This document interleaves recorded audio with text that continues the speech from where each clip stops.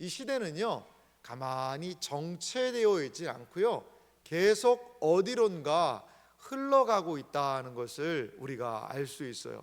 자, 이게 무슨 말이냐면요, 한때 잘 됐던 것이 계속 영원히 잘 될 수 있다? 그러진 않은 것 같거든요. 분명히 시대에는 흐름이라는 것이 있다는 거죠. 자, 시대의 흐름을 탔던 기업이 있습니다.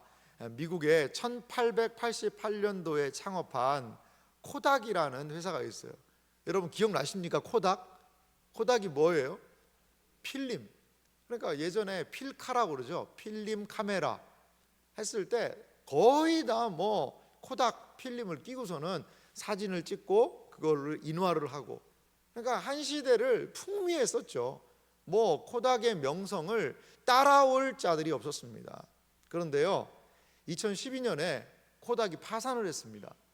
지금 코닥 어페럴 해서 뭔가 좀 남아있긴 한데요, 이제는 예전의 명성을 따라갈 수가 없어요. 왜, 무슨 일이 벌어졌느냐? 거기에 보니까요, 이 파산의 원인에 대해서 여러 이유가 있지만 한마디로 이렇게 정리를 해놨더라고요. 보니까요, 필름에 고수한 나머지 디지털 사업을 천대했다. 이게 무슨 말입니까? 예전에야 사람들이 사진을 찍고 그것을 가서 현상을 하고 인화를 하고 이거만 했죠. 그러니까 거기에서 필름이라는 것은 독보적인 존재였죠. 근데요, 여러분, 집에 여러분 사진 출력해서 많이 가지고 계십니까? 안 하잖아요. 다 요즘에 핸드폰으로 찍고, 그리고요, 필카가 아니라 디카라고 그러죠. 디카, 디지털 카메라. 이게 필카는요, 아날로그 방식이잖아요. 디지털 사진을요 찍고서는 거기서 바로 이미지로 확인을 할 수가 있는 거죠.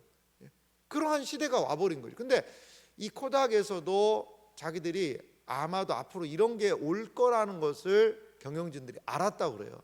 근데 지금 당장 잘 나가니까, 잘 팔리니까, 그게 디지털 시대가 올 거는 오겠지만 지금 당장 안 오는데 그걸 우리가 그렇게까지 대비를 해야 되냐라고 생각했다라는 그런 후문이 있습니다.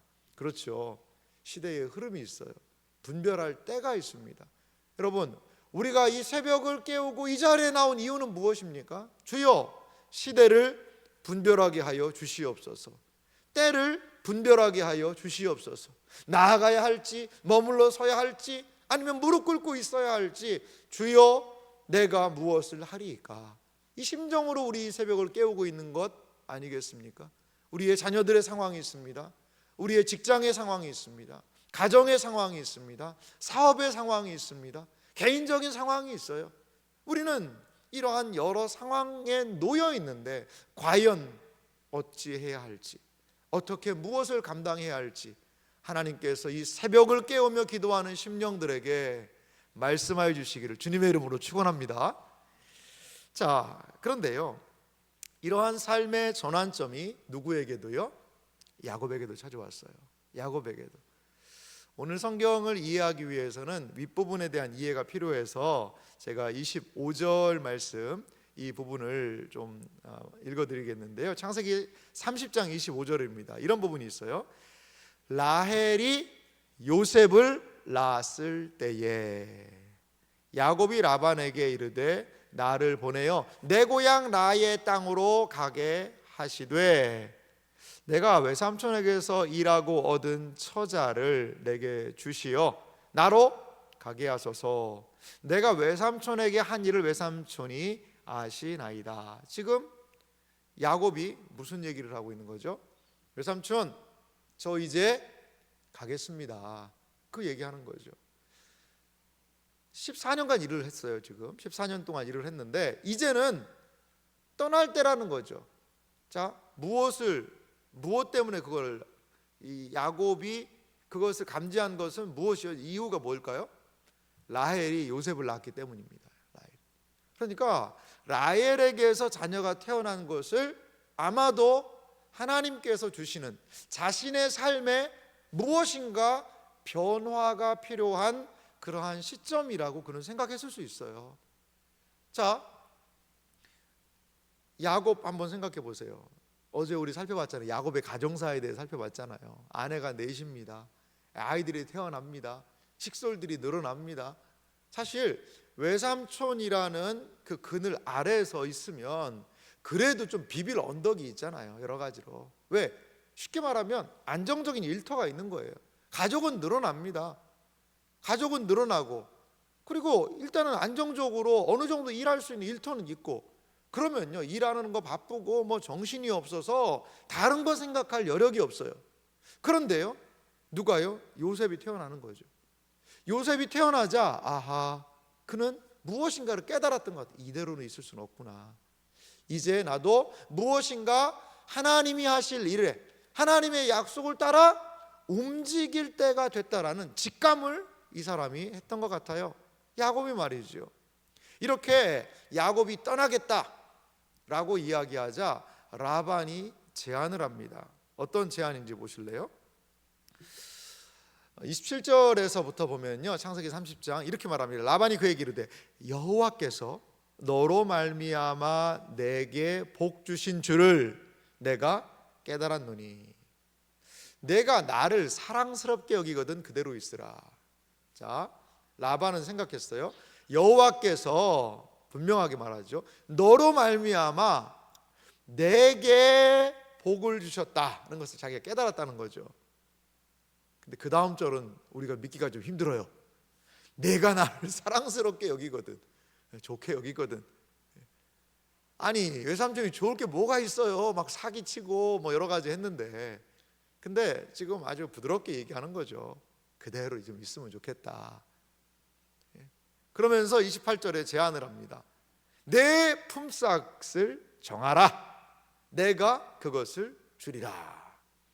지금까지 야곱은요, 레아와 라헬 이 두 아내를 얻기 위해서 14년 동안 일을 했어요. 14년 동안 일을 했습니다. 그런데 이 14년 동안 일을 하면서 뭐 자녀들이 막 많이 태어났죠. 그런데 그 14년 동안 일하면서 이제 자기는 이런 것이 없다라는 거죠. 라반은 알았습니다.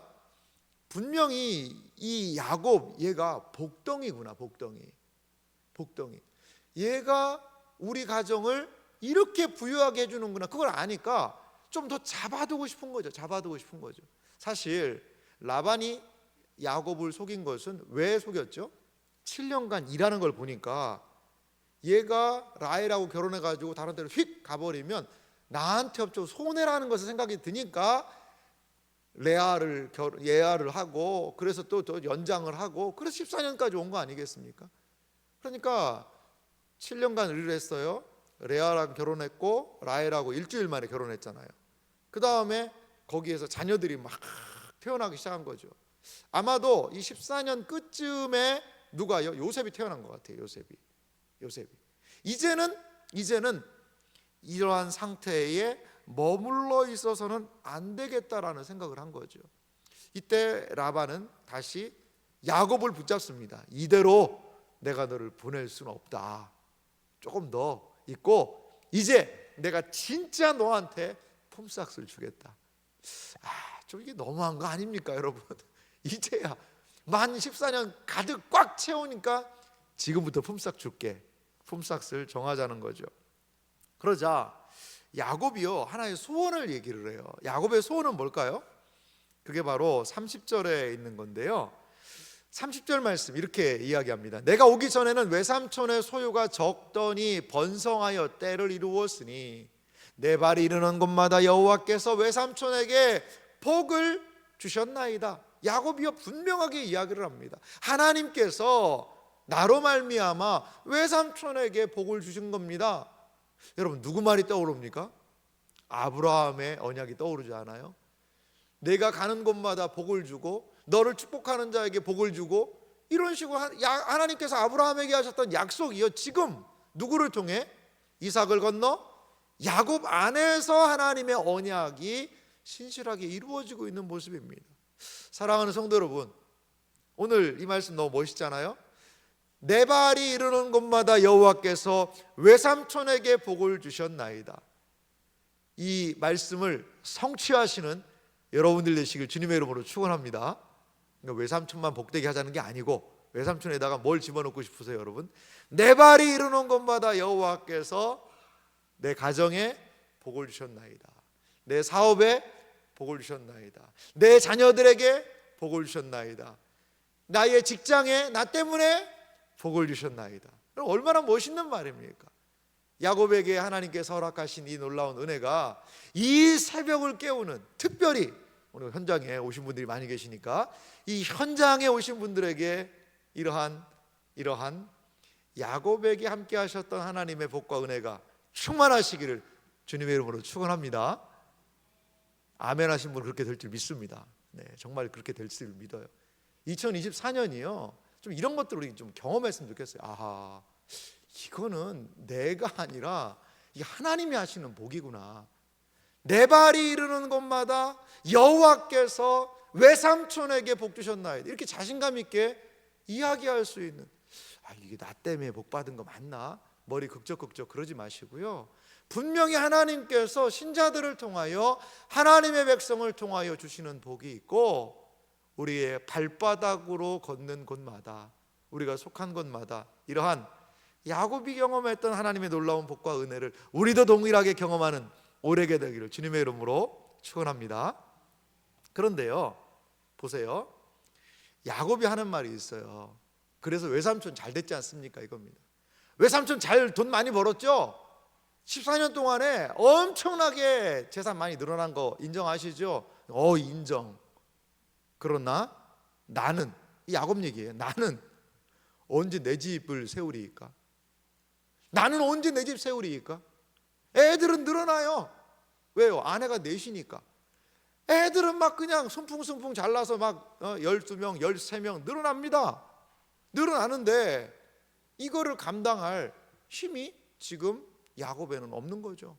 왜? 이걸 뒷받침이 안 되는 거예요. 이게 언제나 내 집을 세우리까? 14년 동안 열심히 일했어요. 열심히 일했는데 남은 건 뭡니까? 아내 4명, 아직 베냐민이 태어나기 전이니까 자녀들 12명, 아내 넷에 12명. 그 자녀들을 보면서 야곱은 어떤 생각이 들었을까요? 할렐루야, 아멘. 물론 그런 부분도 있을 거예요. 근데 어떤 가정에 이제 하나님이 자녀를 3명을 주셨거든요. 3명을 했는데 이제 집에 돌아와서 이렇게 애들 셋 자는 걸 이렇게 봤대요. 얼마나 사랑스럽겠어요. 근데 이분이 그런 얘기 하셨다고 그러더라고요. 심란하다, 이렇게 얘기하셨다고 그러더라고요. 애 셋이 자고 있는데 참 심란하다. 그러니까 이게 애는 셋인데 이 막 키우고 하려니까 돈도 많이 들고 힘들고 어렵잖아요. 심란하다. 저는 그 야곱의 지금 심정이 그러지 않았을까? 애들 막 그냥 베냐민이랑 막 그냥 그 남자애들 그냥 시커먼 애들이 막 누워서 코 골고 자고 있는 모습을 아버지 야곱이 이렇게 보니까 아이고 진짜 심란하다, 심란해. 어떻게 얘네들을 내가 먹여 살리고 어떻게 해야 되냐? 약간 그 심정 아닙니까? 나는 언제 내 집을 세우리까? 자, 야곱의 소원함을 한번 들어가 볼까요? 레아와 라헬 위해 14년 동안 일했어요. 야곱은 라반의 집에서 일을 했죠. 라반은요, 야곱 때문에 자신이 부유하게 되었다는 것을 인정합니다. 14년간 일했지만 야곱은 가정만 이루었을 뿐이지요.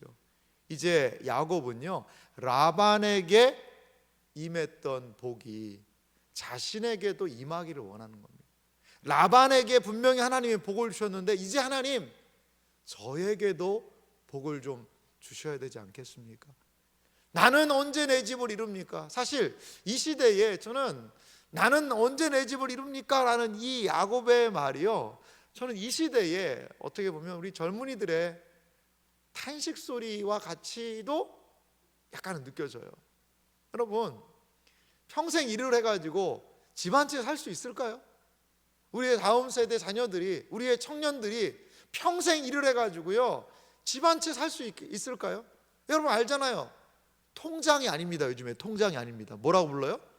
통장이 아니라 통장이라고 불러요. 통장. 왜? 그냥 텅텅 비는 거죠. 돈이 들어왔어요. 그럼 좀 있으면 없어요. 왜? 다 빠져나가는 거예요. 할부금 나가야 돼요, 카드값 나가야 돼요, 보험료 나가야 돼요, 공과금 나가야 돼요. 통장이에요, 통장. 그러다가 객기 비슷하게 에이 오늘 내가 한번 쏜다 그러고 확 카드 긁으면 어떻게 돼요? 통통통통장 되는 거죠, 통통장. 그런데 언제 집 삽니까? 언제? 집이 뭐 그냥 1, 2천만 원, 몇백만 원씩 합니까? 그러니까요, 나는 언제 내 집을 세우겠습니까? 라는 이 야곱의 절규가 저는 우리의 다음 세대, 우리 자녀들의 절규처럼 느껴지기도 해요. 희망이 없죠. 3포 세대, 4포 세대, 다포 세대, M포 세대 다 포기하겠다는 거죠. 왜? 이 돈이 없으니까요. 지금 시대 너무나 살기가 힘드니까요. 야곱도 그랬어요. 야곱도 자녀 12명 낳아놓고 아내 넷 낳아놓고, 낳은 건 아니죠, 아내를. 아내 넷에다가. 근데 이 아내들이 그냥 모아서 저축해서 돈 모을 생각은 안 하고 날마다 누가 더 많이 낳냐 뭐냐 싸우고, 애들 보면 심란하고, 나는 언제 이 집을 이루어야 되나? 이러한 절박한 심정이 바로 야곱의 모습이었다는 거죠. 어제가 야곱의 가정생활 편이었다면 오늘은 야곱의 경제생활 편, 직장생활 편입니다. 이 야곱이 만난 사람 보통 사람이 아니에요. 근데 우리 결론을 알잖아요. 야곱이 하나님의 은혜와 복을 주셨거든요. 오늘 이 새벽에 나오시는 분들은 참 좀 하나님께서 특별한 복을 또 허락해 주실 줄 믿습니다. 열흘을 채우기를 잘했어요, 여러분. 저도 말씀을 나누면서 참 야곱이 직장 생활이 보통이 아니었구나. 그런데 거기에서 하나님이 하시는 일들이 있었다라는 거죠. 그것은 무엇일까요? 한번 지략 대결로 가보도록 하겠습니다. 오늘 창세기 30장 31절 말씀에 보면 독특한 이야기가 있어요. 성경에 이러한 독특한 이야기를 주어지는데요, 31절 말씀을 잠깐 제가 한번 읽어보면 거기에 이런 말이 있어요. 내가 뭐 주냐 물어보니까 삭슬 정하라니까, 외삼촌께서 내게 아무것도 주시지 않아도 나를 위하여 이 일을 행하시면 내가 다시 외삼촌의 양떼를 먹이고 지키리이다. 외삼촌 나한테 아무것도 안 해도 됩니다. 이것만 해주면 됩니다. 그게 뭐예요? 32절이에요. 오늘 내가 외삼촌의 양떼에 두루 다니며 그 양 중에 아롱진 것과 점 있는 것과 검은 것을 가려내며 또 염소 중에서 점 있는 것과 아롱진 것을 가려내리니 이 같은 것이 내 품삯이 되리이다. 여러분 이게 무슨 말입니까? 이게 아롱지고 뭐 검은 거, 이게 머리가 이게 참 이해가 안 됩니다. 근데 양 중에 아롱진 것, 점 있는 것, 검은 것, 그리고 염소 중에는요 점 있는 것, 아롱진 것, 이런 것들을요 가려내라는 거죠. 이것이 내 품삯이 되겠다는 거죠. 여러분 이걸 글자로 읽으니까 여러분들이 잘 이해가 안 되고 아롱지고 아이고 머리가 아롱아롱한다 이럴 것 같아가지고 제가 확실하게 이해하려고 제가 다음을 준비해 보았습니다. 야곱의 품삯이 뭔지 보실래요? 이겁니다, 여러분. 느낌이 딱 오시죠? 양은요 원래 무슨 색깔이에요? 흰색입니다. 이게 가장 보편적인 색깔이에요. 염소는 두 가지예요. 염소는 검정 염소, 우리가 좋아하죠, 흑염소. 흑염소와 일반 하얀 염소가 이렇게 있어요. 그러니까 만약에 양 중에 검은 양이 있다, 그럼 그거 내가 하겠다는 거죠. 그런데 여기 옆에 보세요. 이건 제가 양을 준비해봤는데 이런 거예요. 색깔이 점이 있어요. 아롱아롱 거려. 이게 아롱아롱하지 않습니까, 여러분? 양인데 이런 게 나온다는 거예요, 가끔 가다가. 근데 유전적으로 한 20%가 그런 게 나올 수가 있대요. 20% 정도. 그러니까 여기 여러분 이거 너무나 불리한 거 아니겠어요? 불리한 것. 아니 목사님 20%면 엄청 많은 거 아니겠습니까? 그런데 그래도 자기한테 좀 불리한 조건입니다. 자연적으로 양들하고 염소는요 새카맣든지 간에 하얗든지, 그러니까 단색이에요. 단색인데 거기에 무엇인가 색깔이 섞여 들어가는 것은 내가 갖겠다는 거죠. 내가 갖겠다는 거예요. 저는 뭐 양을 키워본 적은 없는데요. 저희 이제 부친이 사역할 때 보면 그쪽에 이제 진돗개가 유명하니까. 근데 분명히 백구하고 백구 사이에서 강아지가 나오는데요, 백구하고 백구가 나오면 어떤 강아지들이 나와야 돼요? 백구 새끼들이 나와야 돼요. 백구 강아지들이 나와야 돼요. 그런데 가끔가다 뭐가 나오냐면요, 황구가 한 마리씩 껴나와요. 참 신기하더라고요. 그러니까 위에 조상들이 어떻게든지 잘 모르는 거예요. 그러니까 흰 강아지들 사이에 황구가 한 마리씩 나오고요. 그리고요, 우리가 잘 모르지만, 여러분들 모르지만 진돗개 중에요, 흑구라는 게 있습니다. 흑구. 진돗개인데요, 새카만 그러한 그 진돗개가 있어요. 흑구가. 그런데 품종이 너무 많으면 이 뭐 좀 그러니까 이거를 백구하고 황구로 둘러만 가자. 그래가지고 흑구들을 다 없앴다고 그래요. 그래서 사실 흑구 값이요, 요즘에 황구랑 백구보다 훨씬 높습니다. 그런데 그래서 보니까요, 가끔 가다가 가물에 콩 나듯이 흑구가 한 마리씩 나오고 그러면요, 그게는 정말 귀한 개입니다. 그런 부분이 있더라고요. 약간 이런 겁니다. 지금 야곱은요, 자기에게 불리한 조건, 일반적이지 않아요. 흰 양이 많고 검은 염소, 흰 염소들이 있는 사이에서 아롱지고 점 있고, 그리고 양 중에서는 검은 양, 이런 것들을, 불리한 조건을, 자기에게 계약 조건을 오히려 제시하는 것이죠. 자, 이러한 이야기를 들은 다음에 라반이 본인 행동은 뭘까요? 그렇게 하자는 거죠. 그렇게 하자는 거죠. 그런데요, 이 라반이요, 너무나도 제가 정리할 때 좀 약간 화가 나더라고요. 비겁하더라고요. 저는 이것이 인류 최초의 갑질이 아닌가 이런 생각이 들어요. 갑질. 와, 이 사장님 너무하십니다. 왜 너무하냐 보실래요? 35절 봅시다. 그날입니다. 다른 날도 아니에요. 바로 그날, 야곱하고 라반이 계약을 성사한 그날에 라반이 숫 염소 중 얼룩무늬 있는 것, 점 있는 것을 가려냈어요. 숫 염소 중에, 숫 염소가 흰 염소, 검은 염소가 있는데 얼룩얼룩한 것을 싹 다 가려냈습니다. 암 염소 중에서 흰 바탕에 아롱진 것, 점 있는 것들을 또 싹 가려냈어요. 그럼 여기는 뭐만 있는 거예요? 새카만 염소든지 흰 염소든지 암수가 딱 있는 거죠.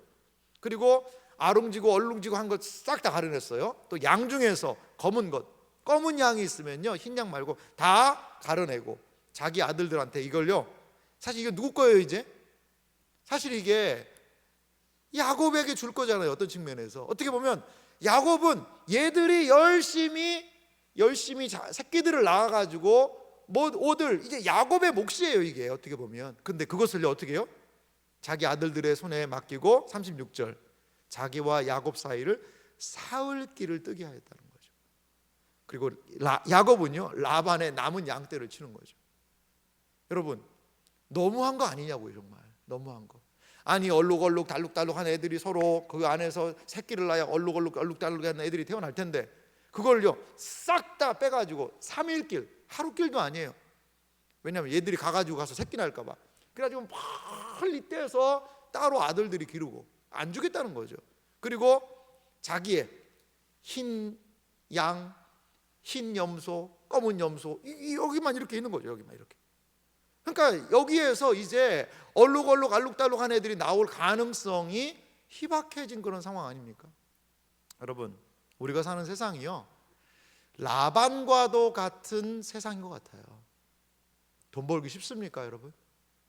열심히 나는 일을 하려고 그래요. 근데 기울어진 운동장, 거기에 놓여 있는 것 같아요. 아무리 해도 나에게는 이 수익이 날 수 없는 그런 구조예요. 여러분, 기울어진 운동장 같아요. 꼭 라반과도 같은 수많은 사람들이 우리를 힘들게 하고 어렵게 합니다. 그럼 어떻게 하실래요?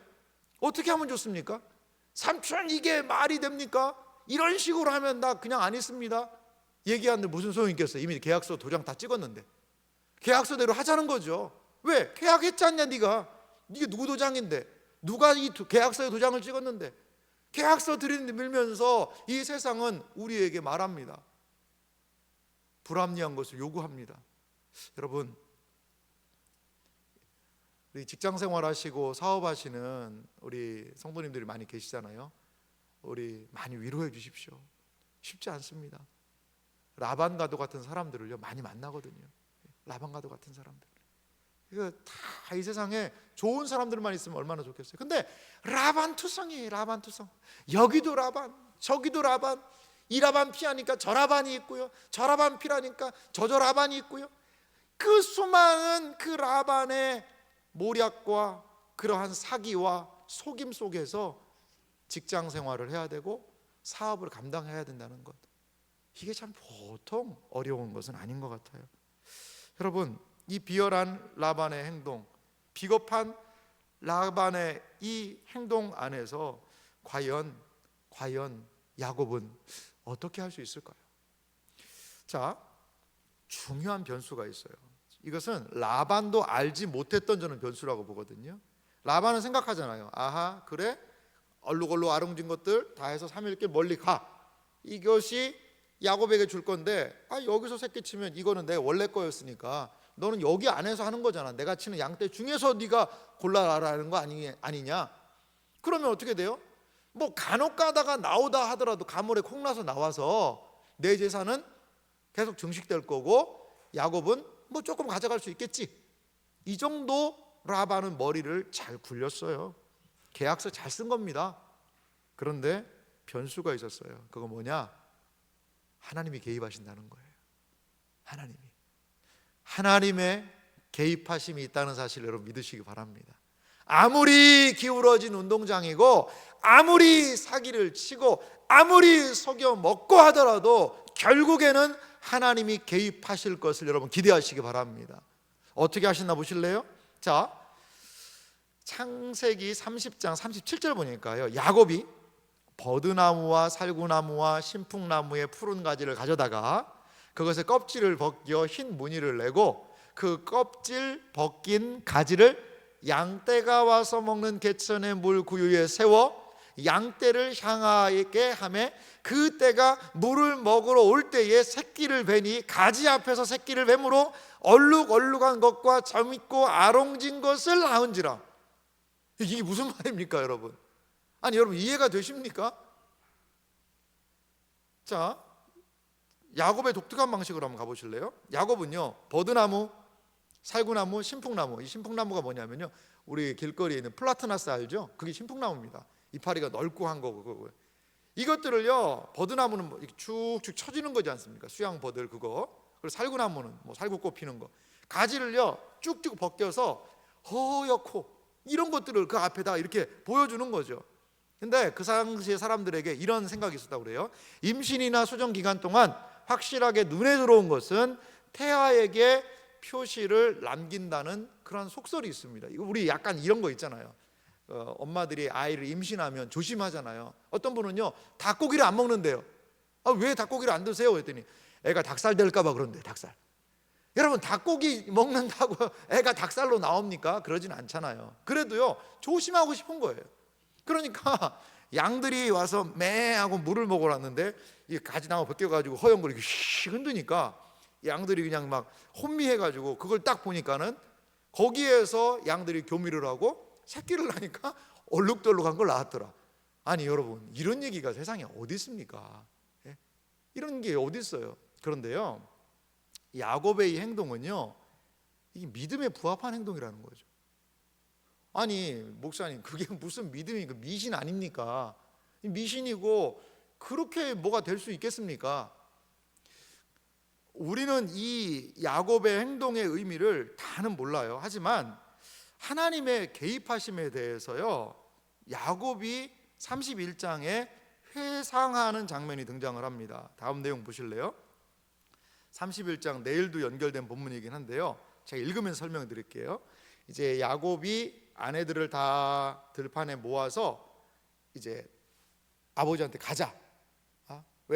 외삼촌의 눈빛이 달라졌거든요. 그래가지고 이제 가자라는 그 이야기를 하는 장면인데 이렇게 얘기해요. 하나님이 이같이 그대들의 아버지의 가축을 빼앗아 내게 주셨느니라. 아내들에게 이야기하는 거예요. 가축을 빼서 내게 주셨다는 거죠. 자, 10절 보십시오. 그 양떼가 새끼 뵐 때 내가 꿈에 눈을 들어 보니 양떼를 탄 숫양은 다 얼룩무늬가 있는 것과 점 있는 것과 아롱진 것이었더라. 자, 야곱이요, 꿈에 보니까 어떤 일이 벌어졌어요? 숫양들이 뭐냐면 얼룩무늬 있는 것, 점 있는 것, 아롱진 것들이 그 다 보니까는 새끼를 그렇게 해서 낳게 하고 있더라는 거죠. 11절 보니까요, 꿈에 하나님의 사자가 내게 말씀하시기를, 야곱아 하시기로 내가 대답하기를 여기 있나이다 하매 이르시되, 12절입니다, 내 눈을 들어보라. 양떼를 탄 숫양은 다 얼룩무늬 있는 것, 점 있는 것과 아롱진 것이니라. 중요한 말씀 그 다음 절이에요. 라반이 내게 행한 모든 것을 내가 보았노라. 아멘. 여러분, 이게 무슨 말입니까?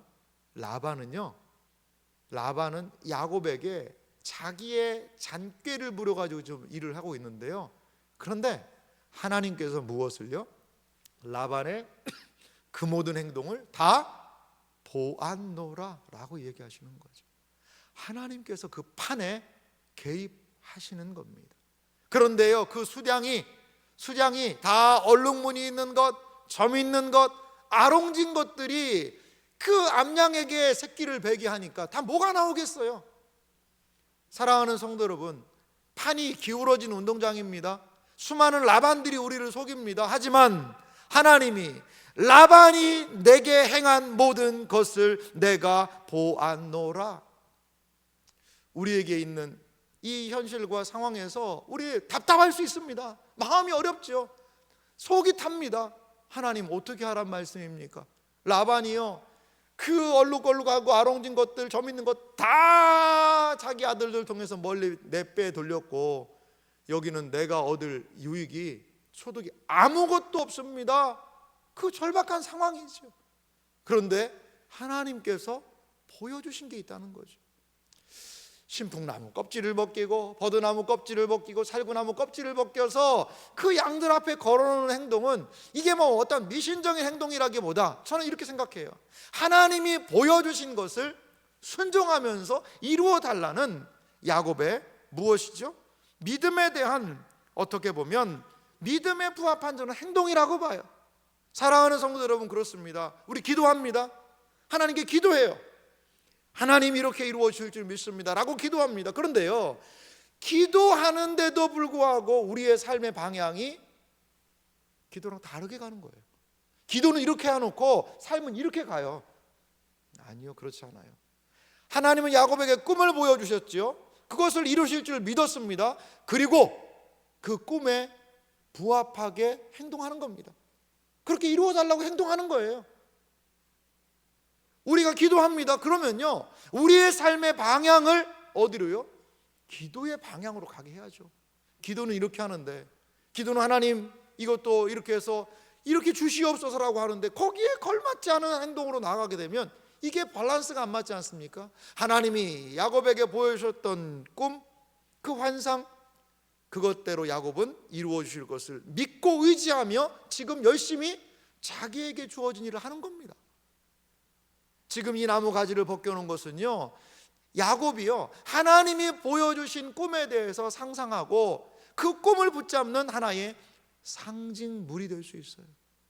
꿈에 걸맞는 행동이 될 수 있다라는 것입니다. 사랑하는 성도 여러분, 복은 어디서 올까요?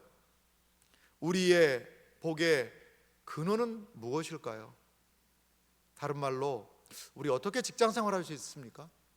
우리 어떻게 사업을 감당할 수 있지요? 우리의 자녀들을 어떻게 양육할 수 있지요? 우리 어떻게 가정생활할 수 있지요? 복은 어디서 오는 것일까요? 우리의 삶의 성공은, 우리의 삶의 성공에 참된 근원은 하나님이심을 여러분 믿으시기 바랍니다. 신자가 해야 되는 것은 무엇입니까? 믿음에 부합한 행동을 하는 것입니다. 세상이 아무리 기울어진 운동장이라 하더라도, 세상에서 아무리 라반 같은 사람들을 만나고 라반과도 같은 불평등한 상황들을 만나게 된다 하더라도, 우리는 하나님이 보여주신 꿈을 향하여 묵묵히 걸어 나아가야 될 줄 믿습니다. 앨런 로스는 창조와 회복을 통하여서 이렇게 이야기를 해요. 물질적인 번영을 경험하는 이는 반드시 그것이 자신의 제한한 능력의 산물이 아니라 주님께로부터 온 것임을 인정해야 한다. 이것이 야곱의 이야기자 우리의 고백이 되기를 간절히 소망합니다. 사랑하는 성도 여러분, 그렇습니다. 주님은 복의 근원이십니다. 하나님께서 복의 근원이심을 믿으시기 바랍니다.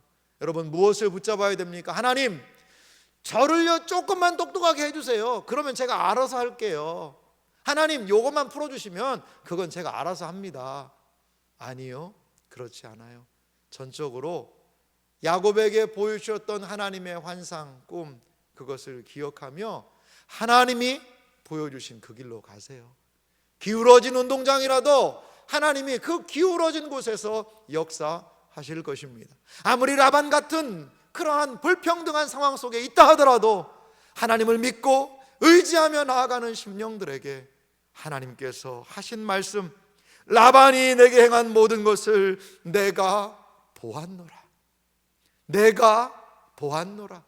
하나님이 우리의 상황도 보고 계시는 줄 믿으시기 바랍니다. 이 새벽에 이 자리에 나와 기도하는 이유가 무엇입니까?